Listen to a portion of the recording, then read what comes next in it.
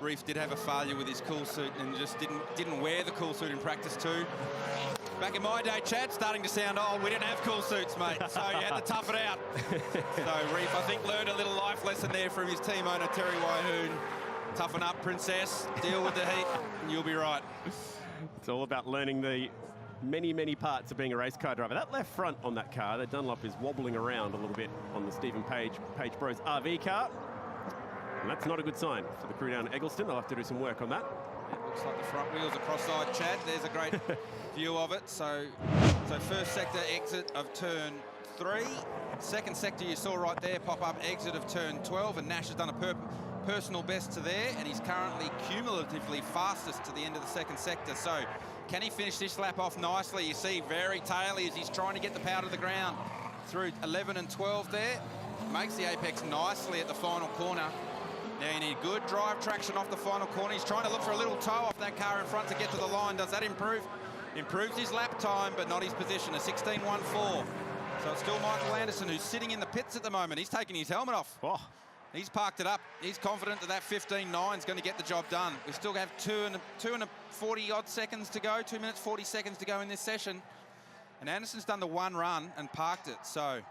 Very healthy 32-car grid, which was also what we're going to have down at Winton for the event that got cancelled. But there you go, Michael Anderson picked up his second Armour All Pole Award and pushed all the way by the Flash, Nash Morris and Reef McCarthy. So the youth rising up right there behind Michael Anderson.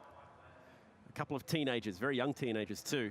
Nash Morris and Reef McCarthy putting their cars towards the top 3. Blake Fidel got the job done nicely, and again, one of the few drivers to only have to do 3 laps. Here's some names: James Moffat, Tim Blanchard, Andrew Thompson for 888, picked it up 10 years ago. Jack.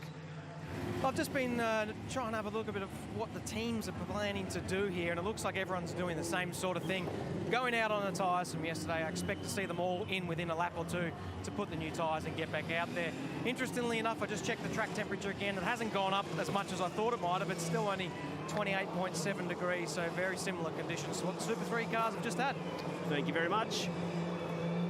1:14.2 for the pole last time out. That was 2 years ago. That was Kurt Kostecki. That qualifying lap record is 10 years old. Andrew Thompson, that thing must have been an absolute weapon that year. 1:13.3 seconds. Second sector time pops up, but it's slower, and he's rolled off it to the tune of about a second now. That's right. So the fact that he went faster in the first sector tells me more about the tyre preparation and warming the tyre up. So when you generally go faster on the second lap in the first sector, means that you haven't really got the front tyre up to temperature. That's very difficult to do at the start of a qualifying session because the cars are cold, the brakes are cold, so you get a lot of radiant heat from the brakes. The Eggleston team always strong.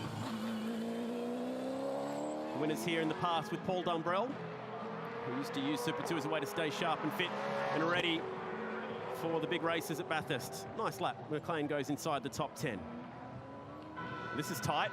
Boys and Feeney all together now as Zach Best lights up a good sector time. Can Feeney lower the bar? Not quite. The traffic just cost him a couple tenths, and this will leave him vulnerable. Here comes Zach Best. Orange numbers on the door, desperate to try and get some grip at the exit of turn 13. 5 seconds to go.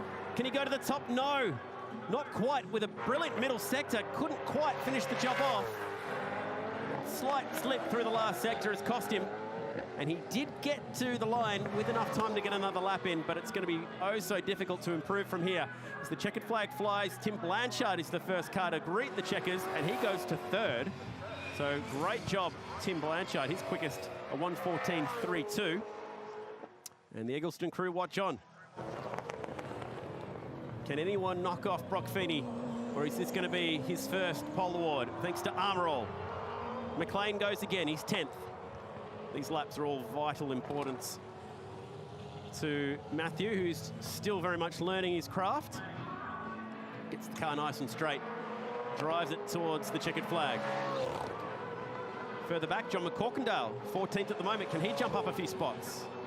That's his best lap time, a 15.5, but doesn't go any higher than where he is down in 14th position. One up on Jack Sipp. Feeney's back in the lane. A couple strong stints in that qualifying session for Brock Feeney. Went out there, went to provisional pole, and then finished the job off late in the session ahead of Jaden Ojeda. So it's Feeney, Ojeda, Blanchard, the top 3. And he's your arm roll pole position winner. Well done to Brock Feeney. He's been top of every session so far this weekend in the Dunlop Series. Quickest in practice 1, quickest in practice 2, but the gap is much, much smaller. Just 33 thousandths of a second.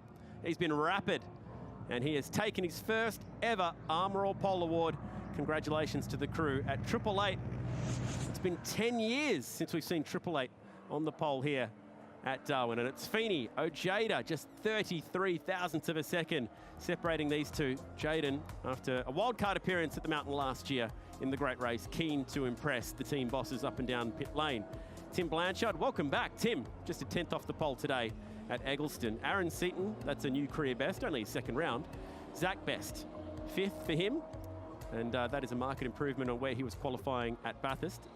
Remember, he is the series leader. Ange Missouri's has parked himself into 6th. He'll be keen to make up that half a second gap